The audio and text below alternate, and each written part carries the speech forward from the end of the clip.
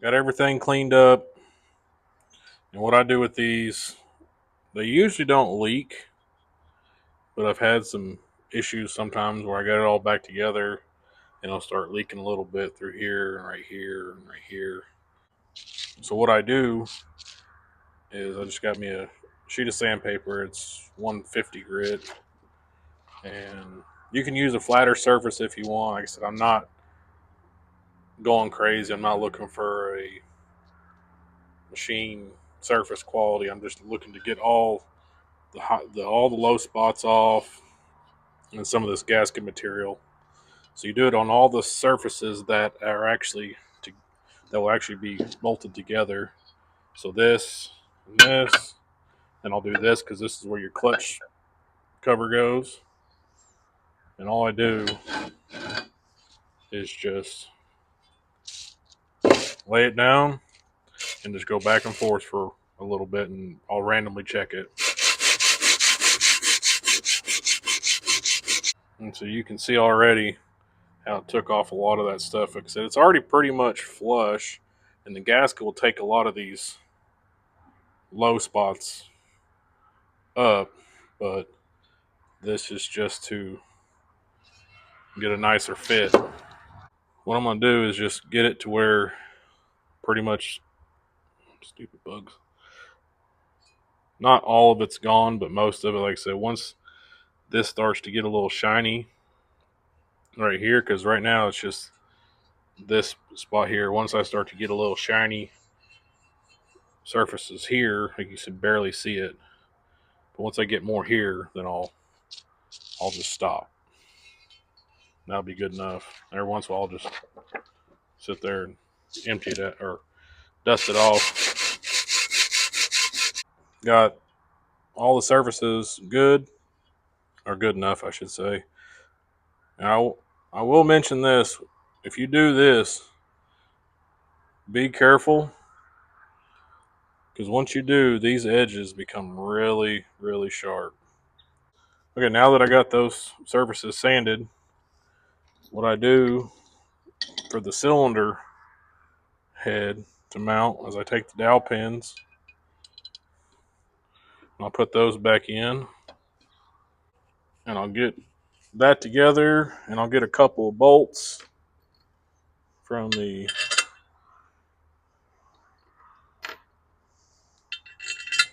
I'll put two up front, and I'll usually put one in the back somewhere. Just I'll lightly snug it down. I won't torque it way down, but enough to where it all seats like it's supposed to. And it's kind of an awkward angle, but I try to, if I can, I'll do it on here. If not, I got a little block sander I can use. That's also flush. Like I said, it ain't got to be perfect. It just got to be better than it was. And it's hard because all the weight.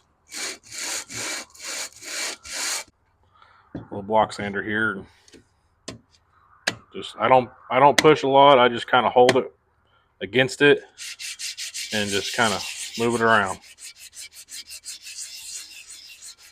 And I might usually, not always, but sometimes I'll go through a few of these just because it starts to tear and it gets caught on all these edges here. Like I said, all these edges, once you sand it like this, are going to be sharp, so watch out. Like I said, this doesn't have to be a machine surface. It's already been machined. You just want to kind of get a little bit of the high spots out if there is any. When I first started doing these, I never did this. I never really had an issue. And then one time I had an issue, and that's when I started. See, right here, that's usually where it leaks. Once you put it all back together, is right here, because this is where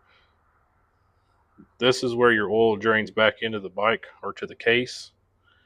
So I didn't used to sand all these surfaces when I first started working on these engines, but I had one that just I could not get to seal. It always would leak right around here, or sometimes it'll leak right here, because this is where your oil pump is, and that's where it pumps it up to top of the head, because it basically pumps it up through the cylinder there. So, but like I said, I just go over it. Like I said, once you start doing this, it's you're gonna create some sharp edges, so just be careful. And like I said, it'll start to eat away at that um, sandpaper. So I usually have to go through a few of these, but I'm gonna clean everything up because after you sand all this, you get all that fine little dust in there. So I'm gonna clean these out really well again. Just check over everything, make sure everything's good, like where the bearings go and everything like that. Make sure all that's good. Because actually on these, I was looking and I noticed that it doesn't have a spot for a vent because this is where your crankcase vents out of. And then looking into it further, the what it does is it actually vents through right here. So you got to make sure that's clean and all this is good as well. And that I didn't notice that till about halfway through for some reason, or halfway through cleaning this case. So I'm going to try to fix that with some like epoxy and then try to drill and tap that, because all that does is hold your neutral switch in. It's not really a big deal. So I'm going to see if I can't figure out something with that. Not a good welder, so I won't be able to fix that the right way. Like I said, it's not structural. It's just holding this little plunger in. So for the neutral switch. So after I clean everything up, I'll start putting everything back together.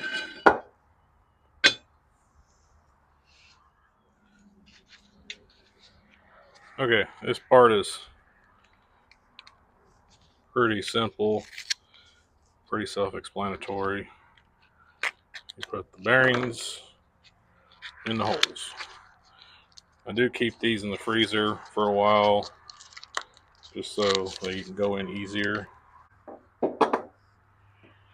And how you'll know it's seated, so you can go on the other side, you can see that it's flush all the way around. Like I said, I'm going to pop this one off. That's because it's inside the case. You want to make sure you get the bearings oiled. There you go. Like I said, it's just these little covers here. And honestly, it probably wouldn't be a bad idea. I didn't think about it till just now. Is on this side. This is on the outside. You could have left the outside cover on, just extra protection. I mean, there's a seal here, but it wasn't designed that way, so it's not going back that way. And that one just slid in. I don't know if you've seen that or not, but it just slid in.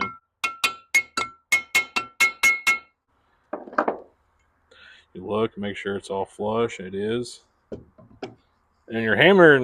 when you're hammering bearings on, depends on where the seated surface is. Like on these, you want to use something the same diameter as the outside ring to hammer it on. Whereas your crankshaft, the crank goes through the inner, so when you're hammering those on or pressing those on, you want to press on the inside ring. It all depends on where your bearing is seating to. Hopefully that makes sense. And next we're going to do crank bearings. Like I said, you want to check all these bushings here, and they all looked good. On your newer models, they actually have needle bearings in these instead of bushings. I don't know why they did that. Maybe, I've never seen any of these wear out, but I'm not saying it hasn't happened. I've just never seen it. And those needle bearings are really weird size too. So crank actually came out really nice. There's a little play side to side, which is fine. I think the book is like 15 thousandths from side to side, which is fine. There's no up and down. You don't want any up and down play. Side to side is fine. So I used to go to my local bearing place here, but they just got expensive. Like a set of these on eBay, I think it's like maybe 20,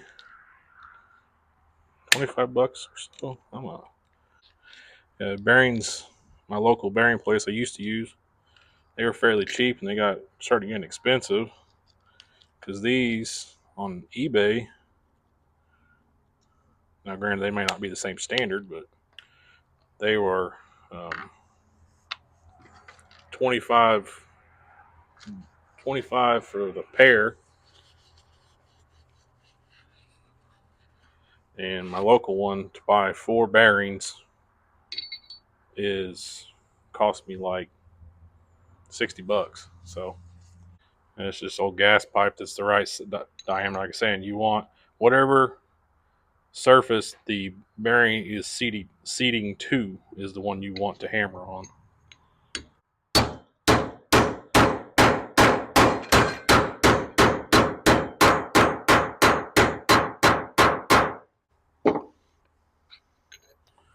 And then, like I said, you'll know.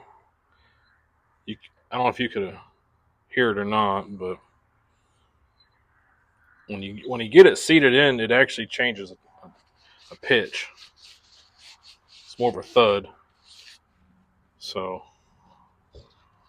I gotta be careful with these because this is kind of a coarse little pine here, and I don't want to get any of those fibers in there. So,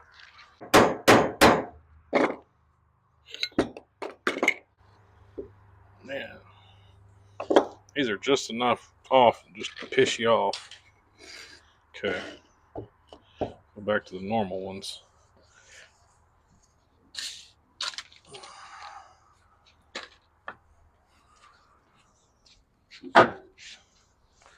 Like I said, after doing this, I want to check, make sure I didn't get any wood bits in there.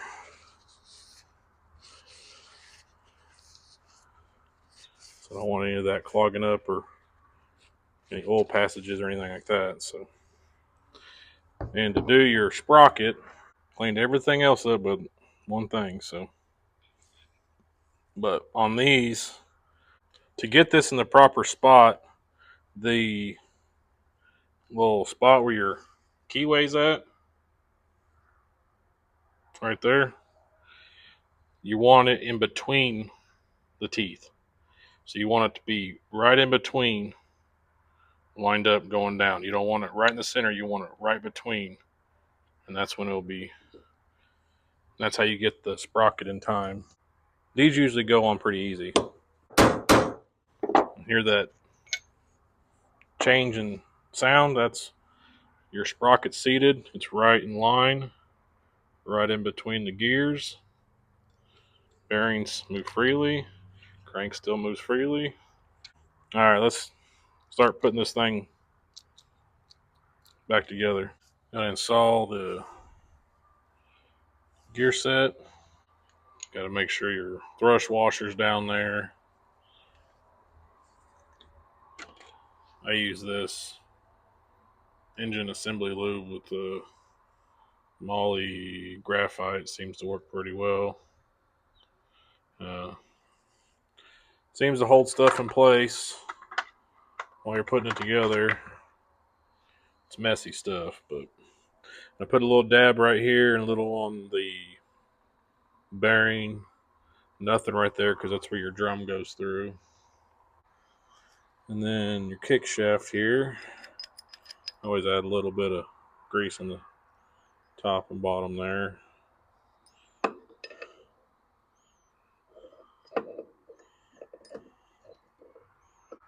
So if you're not sure which side the crank goes on, just like I said, take pictures. But this is going to be your timing chain side. So the end that has the gear on it or the sprocket is the one that goes in. Freaking bugs. Hate this time of the year. Get some brake clean and clean all this surface up now that I touched it with some grease.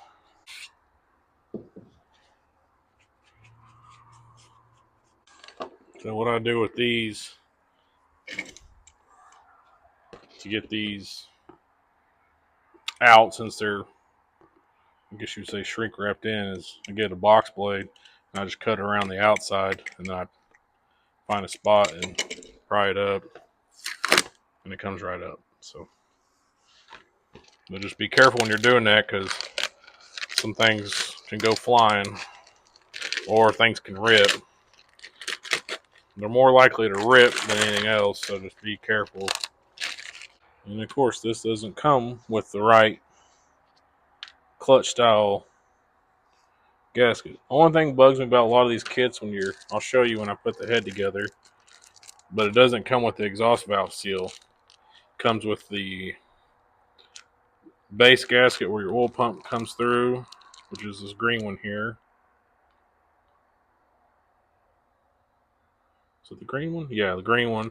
And you have on the opposite side where the drain's at, you have another one, and on top of the head, you have on top of the cylinder, you have another one. So I'm not gonna bolt it and torque it down just yet. I just want to get it covered up for the most part, so I don't have these bugs getting in here. Usually, you can get it lined up with this little dot here on the gasket, and that gets you fairly close because that little bar here or spring, whatever it is, retainer, actually goes in this pocket right here. So some people mess up with that. They'll put this together, try to push down, wonder why it's not, and this will be off the side somewhere. Line up your sprocket first. You can, before you put it all the way down, you can look and see. Oh, my light's dead. Of course. And if you're wondering, you can look and see if your spring is in there or not. And it is. So, and that went down nice and easy. When you torque everything down, don't forget to, I'll show y'all when I do it. And torque everything down. Make sure your bolt with the washer is pulled up and flush inside here. You can see that or not. It's kind of in there right now, but it fits right through that hole there. I'm not having good luck with lights today.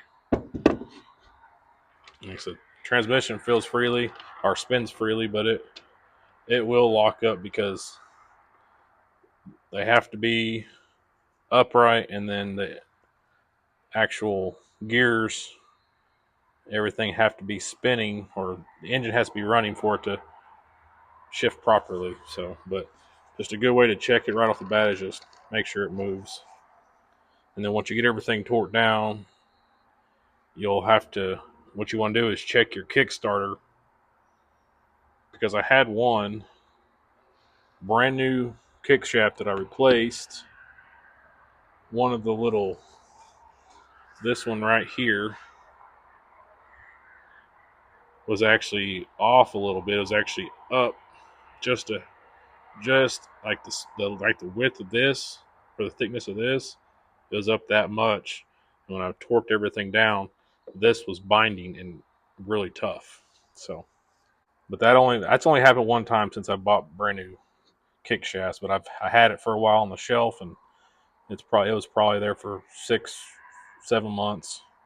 So I couldn't return it. So I just threw it away because it wasn't gonna do me any good. So it's gonna be it for now. It's getting late. Bugs are out. I don't want to deal with these bugs right now. So I'm gonna put a towel over it, and I will start back up in the morning. Put the little shaft in for your gear, um, for your oil pump. Man, I can't talk today. I grease it up a little bit, slide it in, and I'll just kind of start it with my fingers here. And then I got this bigger flathead here. Okay, and it bottoms out. Take, whether you have little Phillips or pick or something, I'll get in between the gears here and hold it there and just tighten down on this side. I don't put a lot of force because I don't want to strip that out or mess up the. Um, you don't want to mess this up either. You don't want to mess this surface up either. So you just want enough to get it snug, because it actually will tighten with the rotation of the engine. So not really worried about it backing off. I will say this little engine actually came out really nice. You know, I don't know if you remember how you've seen it before, but it was just all gunked up and everything. Just did a deep clean with stale gas and brake cleaner and parts cleaner and all that stuff, and it came out great. So, and then like with the block that I did the oil pump as well. And the easiest way I found to put this gasket on without tearing it is what I do is you pull this off, it'll come off. But you pull it off and line the gasket up and just tap it back in. Don't take much. So I checked all these. These are flush and not messed up or anything. So I just get a little Marvel Mr. Oil and just coat it. Hopefully this is the right gasket. I thought it was. There we go. So don't worry about this one. This is actually what bolts to the case. So, and I'll get all these snug as I can. Okay, what I do is I try to find a reference because you have to line that. You have to line that up with the oil pump. What I'll do is that little slot where the shaft is, I'll line it up with something. So I usually line it up with this little spot here. So I'll come in here, make sure it's right with this where this bolt goes. Man, I can't talk today. I'll take the pump as well, do the same thing. I'm not fighting it. I know it's on there. Then you can come in here. You can hear once you move the gear here, you can hear the actual pump moving. You spin it, you pull this off, and see it's changed positions. That's changed positions. Got a long bolt and two short bolts. The long bolt obviously goes right here. Shorts go here. Some light Ugga Duggas, and then I got to tighten. I usually just try to do these by hand. This is for your shifter. So it came out of the parts cleaner and the Vaporust pretty nicely. So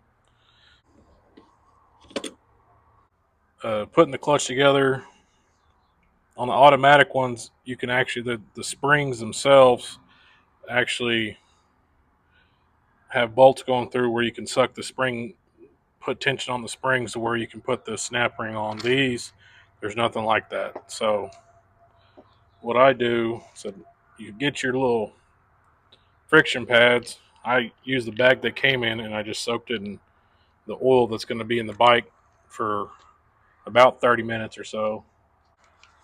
A little clamp here, I'm going to compress it. Press, but it's really difficult.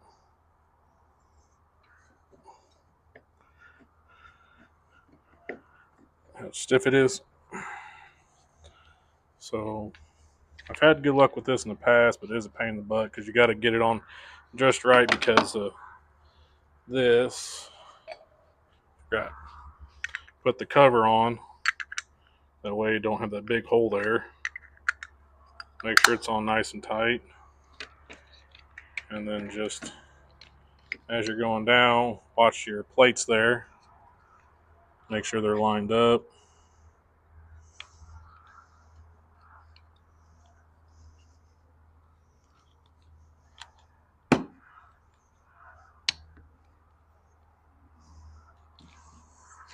And then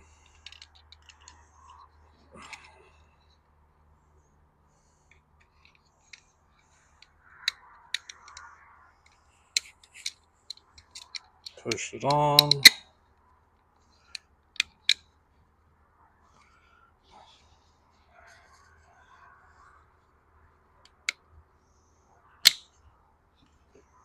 Make sure it's on there all the way. You want to push down. Push that.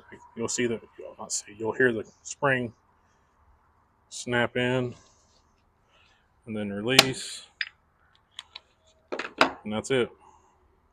So this just slides in there. This is for your drive for your crank. But clutch actually came out pretty nice compared to what it was. I also still got to install the springs here, but that's pretty easy to do. I'll show you all that. So what I normally do is I'll get it in that little nipple right there. I'll push it in and I'll push it on there. So make sure you keep your thumb over just in case it wants to shoot out.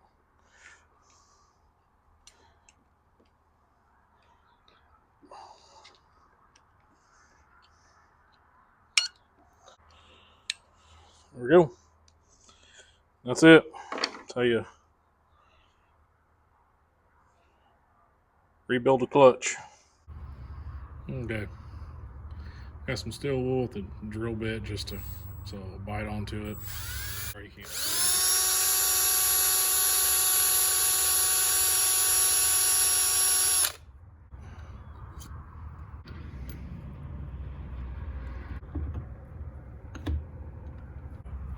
And you gotta sometimes you have to reach your finger underneath and grab that little gear and kind of spin it. Got the little tab spacer in there to lock down the lock nut. Make sure your washer's on the right way. It even says outside. And it's always a gamble when you get gasket kits in because sometimes they come with everything, sometimes they come with everything minus a few, or almost everything minus a few. Because this came with for an automatic clutch, and I ordered an SL kit with the 4-speed. And luckily I had one to spare. It's not quite. I think this is more for like a Lifen clutch, but it'll work.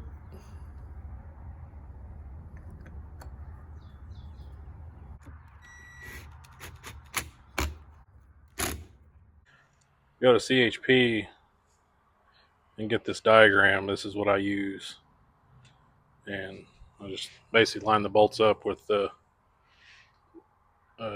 little chart here, and then do it there, and then cover and head as well. So, okay, get the clutch on. This little spacer for the nipple. I dropped it in there by mistake. Wasn't paying attention, so it needs this little shim here. And then I got the little uh, part for the clutch to engage and disengage the clutch. So got my dowel pins in, got my gasket on, surface is clean.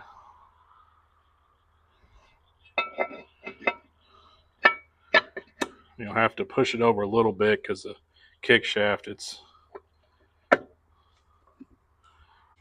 this one's pretty easy. The two longer ones obviously go where it's raced. It's higher here than it is here. There's also one right back here. So these two get the 65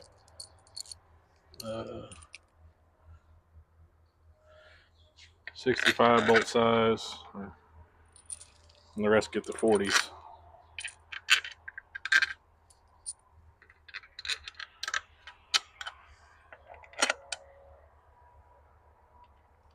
Do that.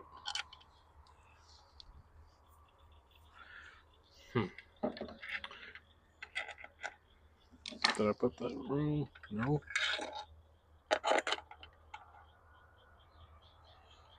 Does that one work?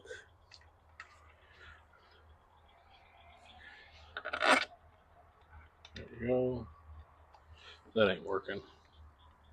That ain't right. Just these. Well, I guess I lied. These clutch ones are a little different because.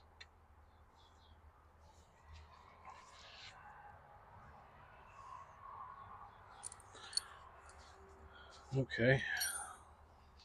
Let's take these in. I'm not going to torque them down. Just take them in because that just goes through the case. That goes through. There's nothing. These passages are going to mess up. Okay. So I just go in here. Sequence I use is I'll go bang. I'll go here, across, hit the corners. So I'll go from there to there, there to there, then here, back to here. So snug them down the rest of the way.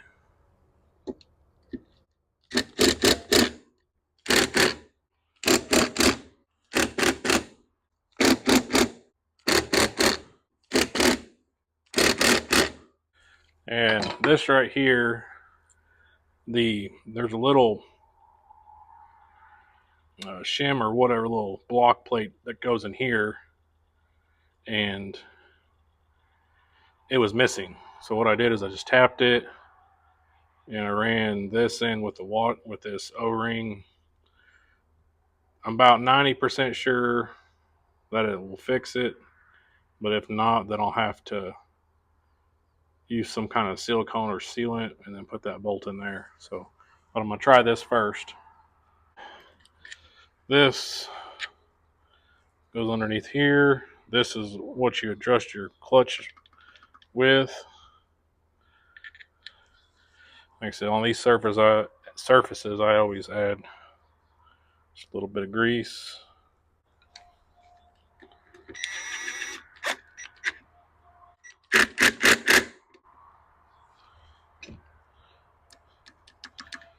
That's it. Let's get the piston on, and then make it pretty simple. The little arrow, little diamond here, triangle, pointing down to the exhaust. And if you get confused with that, just look at the head or the piston. There's a big cutout and a little cutout. The little cutout's the exhaust, big cutout's the intake. So, and I hate these little. The other ones have a little tab in there you can hold on to better. This, for some reason, it didn't come with it. Sometimes they do, sometimes they don't. So you always want to make sure you get one in first. Just makes it easier that way.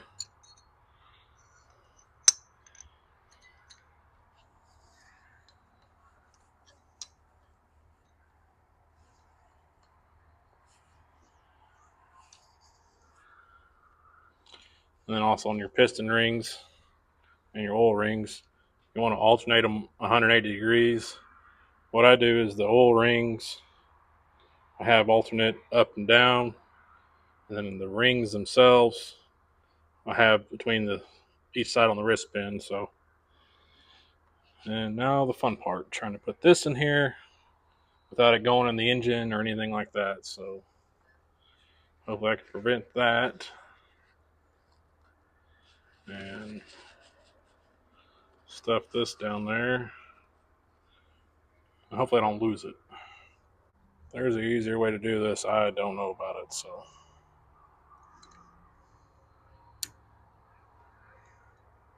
Stay in there. Oh, look at that. It's in. Base gasket on before I get it all greasy and oily. So make sure they're all clocked where they need to be. And all these SLs, I guess the cylinder is actually silver, not black. So see how well that paint holds up. It's rated for about 400, but so of course. All there. And I'll put some in here.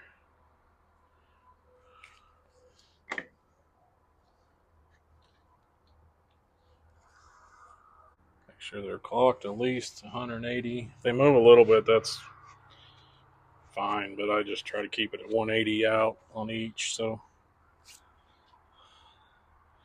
make sure your O-ring don't move there. Your gasket.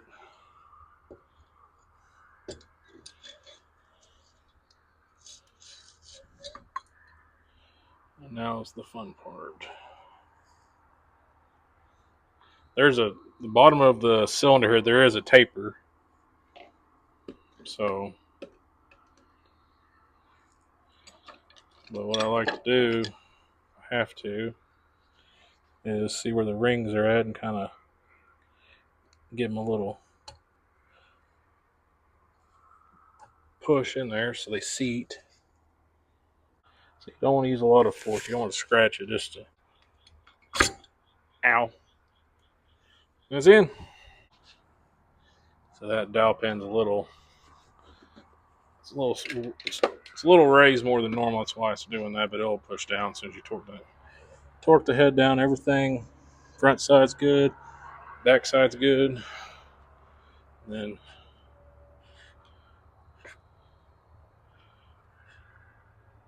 there we go. TDC right there, top dead center. So that's all done. I'm gonna put a towel over it, call it a night. Like I said, I can't really do much more. I can run the timing chain and everything, but I'm just gonna do all that when the head comes in. I'm gonna hopefully get it back tomorrow. But I was actually waiting on the timing chain because I guess the kit I ordered got lost. So got the head back. Everything turned out great as usual. Is this actually goes over your exhaust uh, valve guide here, and this is your exhaust valve seal. So if you got a bike and it smokes a little bit on startup after sitting a while and then goes away, usually, not usually, it could be this issue here, or it could be your rings are starting to go. But my experience, usually it's these actually going are bad because they just sit in oil all the time. What I do is I grab this, I'll upside down, making sure that seal stays where it's supposed to. And then when I push the exhaust valve in, I'll hold it as well. That way it don't pop back out and I have to redo everything. So once you get them in there, if they're not quite dropping in, sometimes you can move the spring around. And then once you get them seated, just slowly back out. These, like I said, when I took it out, the cam actually turned out pretty well. Got to make sure all these oil passages are free and move air. So, and they do. But, so there's a little cutout here, and this goes in straight like that. So, then once it's in, these three right here that have threads are for your timing gear. This will point straight up, and that'll bring you to top dead center. The top dead center, you want both cam lobes facing down because you want to be on the compression stroke. So both cam lobes are down, and this is pointed up. I'll adjust these once I get it in. Like I said, even though I've added some, I'm add a little bit more just because. So then I need to add some to the pins as well. Kind of tricky, but you move it around enough, it'll actually fit in there no problem. So, and then that bolt that I used to pull them out, I'll thread it back in.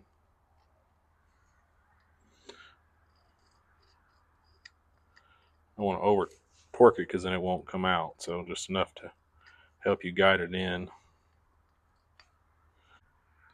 It's good now. I just had to put it in the vise and take it off, or loosen it. So depends on what year bike you get. Depends on what gasket you need here. Your older ones have this bigger cutout for the cam, and I assume once they go in the newer years, once they start going to the bearing style, is when this back part is actually smaller. So a lot of the kits I used to order would come with the smaller one. All this is still the same plate, and it's the exact same thing, just this is smaller. So what I would do is just cut it out, and it would work just fine. Because like I said, the kit would come with everything else. It even came with the exhaust valve seals, whereas this one actually didn't for some reason. So usually ask for 2 and 2 thousandths, but I'm just gonna do 3 for now since it's a newer engine. Then once I get a couple heat cycles through it, then I'll adjust these to the right spec. That's good enough for now. Like I said, I'll do them a little loose, and then once I get a get a couple heat cycles through them, and maybe expand, some things will settle. This, that, and the other. I don't know, but it's just how my brain works. Chain finally came in, so what I normally do is I'll get the old one for reference just to make sure. It's kind of too late at this point, but and then I try to feed it through. It's a lot easier when the cylinder head's off, but I want to go ahead and get that thing mounted in there.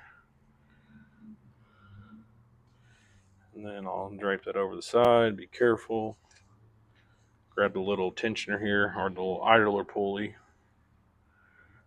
Whatever it's called. I'm not sure what it's called. But this goes in here and it keeps it separated to go around the cam gear. So get some lube on it. Okay. The kit came with the brand new one. So what I do is I'll get a little on there.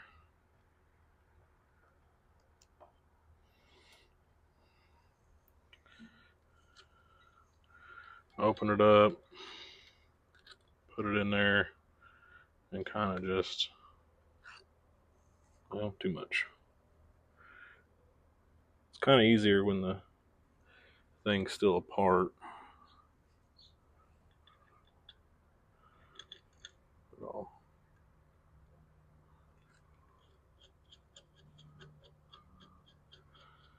That's it. That's loose. Way it won't fall back down. Grab this.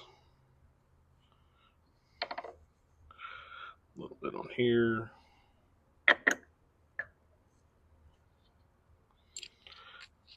This is where your tensioner goes. Your tensioner slides in here with the spring. That's what keeps tension on the chain itself. So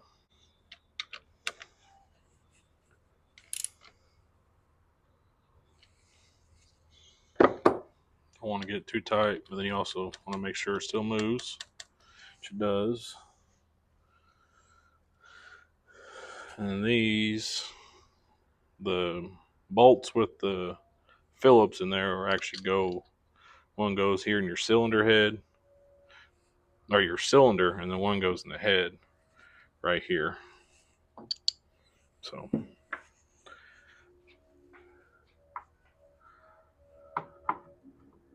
like I said, I get all these snug. I did forget these, at least on this bottom one's not perfect because it's has this little lip here, and that's actually hitting against the cylinder here. So what I'm gonna do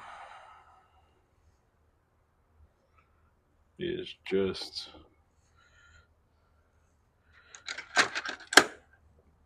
tighten it down.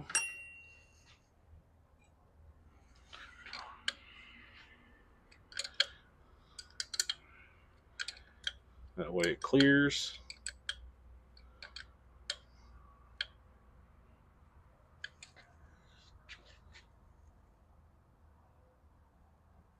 Which it does. So that's why I like using the original ones, but The original ones aren't as shiny as this, and it will throw everything off. So, but everything's in, it's flush, so it's good to go. Now, the timing chain itself, or the tensioner here, like I said, it slides through here, spring, and then this nut actually holds it in place, which I need to clean that up. I put that on last. If you put it on now, then you're going to have trouble trying to put your chain over your gear and then onto the head itself. So what I do is that there's a mark here, there's a mark here that it lines up on. So what I do is make sure everything, get all the kinks out of it. I try to line this up as straight as possible. Make sure your cylinder is at top dead center. And what will actually help with that is lining up your flywheel.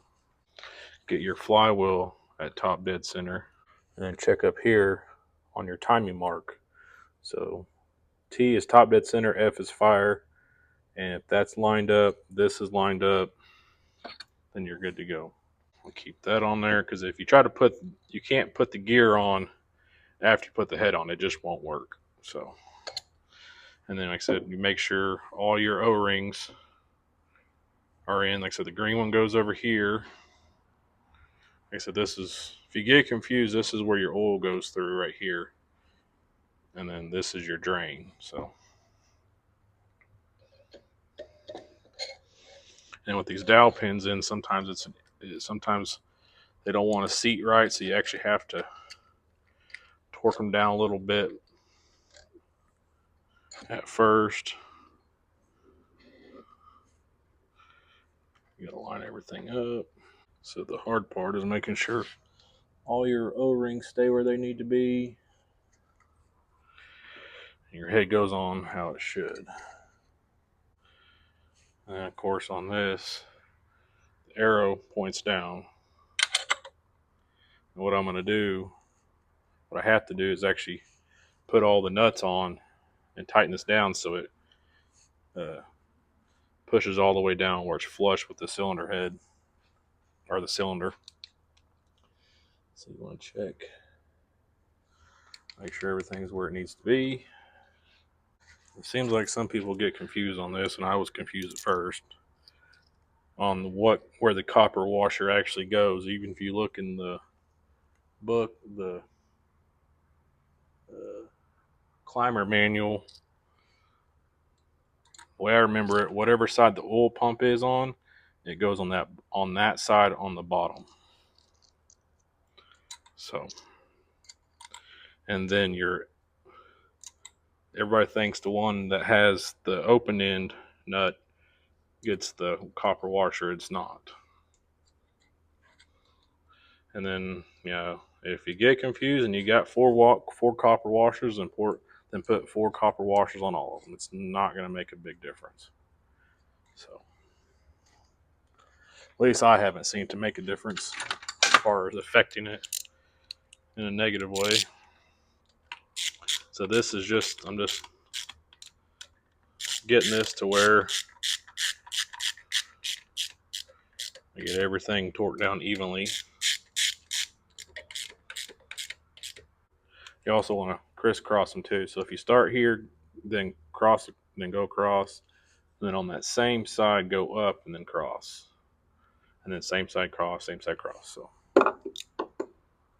but you can, as far as I know, you can start at any corner, but you want to do a cross pattern. So, and this, see, since now that this is torqued down, this should pop in, and it does. It fits right in there.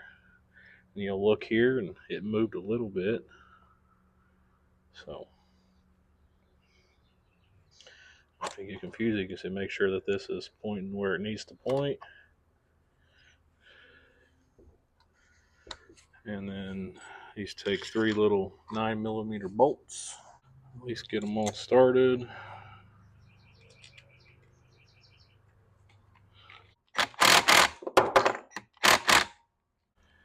Don't want to go crazy on those. So bring it back to top dead center. So now you can go ahead and put your tensioner on. Oil on the tensioner.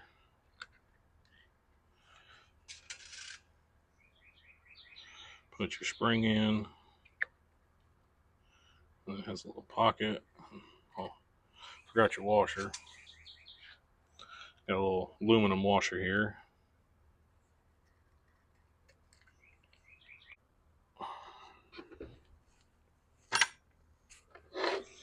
Okay, and then this one is the head bolts or nuts are like 7 to 9 foot-pounds, and I convert that to inch pounds. I think it's around 100 and the 100 inch pounds to 108, 100, and then the high side's 108. So at least what I've done math to, they say it's foot-pounds times 12 is your inch pounds. So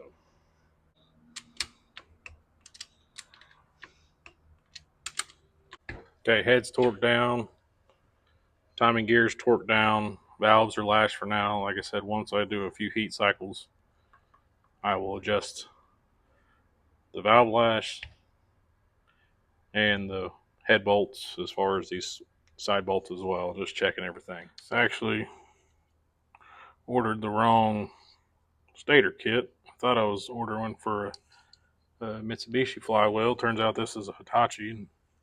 If I just took the 2 seconds, I would have realized that, but it is what it is. So luckily I had a Hitachi kit laying around. So, and the JB weld I did over here, it's not great. I'm going to have to let the guy know. Like I said, this ain't, like I said, it'll work. So I'll let him know that. I get these little O-rings on the back here, where these little behind where these screws go, and I just use a little stab a little grease in there, and it usually holds them in place. Just work back and forth. Watch your O-ring that goes around here. Make sure that's in good shape, not messing up and binding. I will change this out. I just wanted to use this because it's the only one I had right now for it. This is all I have. So I'll order another one before I get it back to him. Like I said, that little screw is not doing very well. So okay, I had to reroute the neutral wire. All that's in. Everything still moves freely. All that's in. Tucked away. Okay, I got everything bolted on for mock-up. I have a used coil that I use. And basically, all you have to do is your black wire here, get you the one coming off your coil goes to that, and then the bracket to where your coil mounts to, you mount it to the frame. Actually, I'll show you real quick. It's the coil I have. This is the one coming off the coil, goes to the black wire, and then get some kind of jumper or whatever. I got these little alligator clips. You just ground it to the engine, and then take the exact same wire and ground it to the bracket itself, and then plug your spark plug in, and you should have spark. If not, then it's either you could be having points problems or coil problems or your boot. So, and that's how you do that. Like I said, I got everything ready to go. Got oil in it. Got a little test bench muffler. I thought I had a different carburetor. This is just a cheap one. I had a another one that I used. Okay, I'm gonna button everything up, and then we will fire this thing up for the first time. Okay, got everything hooked up. Fuel line's on, Kickstarter's on. Check for spark. I had spark. I'm getting fuel to the bowl. So, see what happens.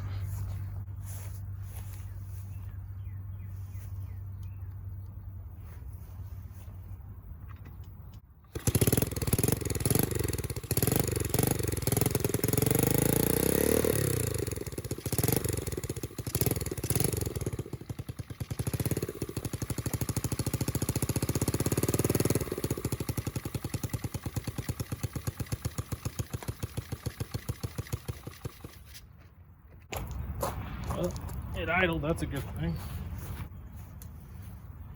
Let's idle this up a little bit.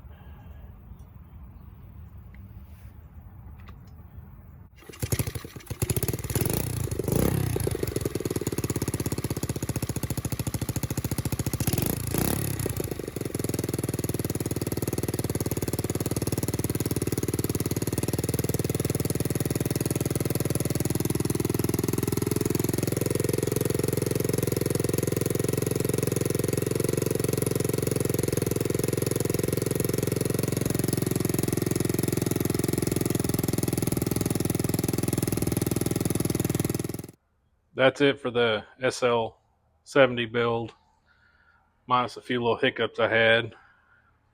But there's no leaks after a few heat cycles. So, does did smoke a little bit, but to be expected since I had a bunch of assembly oil in there, but it'll eventually burn off. And after you're done, you always want to check and make sure you're getting oil through your tappet covers, which I was. And then once it cools down, I'll torque the heads again and check everything. But I think it turned out pretty good. Minus, like I said, he did this little polish work and this, and then the other cover on the other side. But I think it turned out pretty well for what it was, or what it was before. So, okay, well, thanks for watching.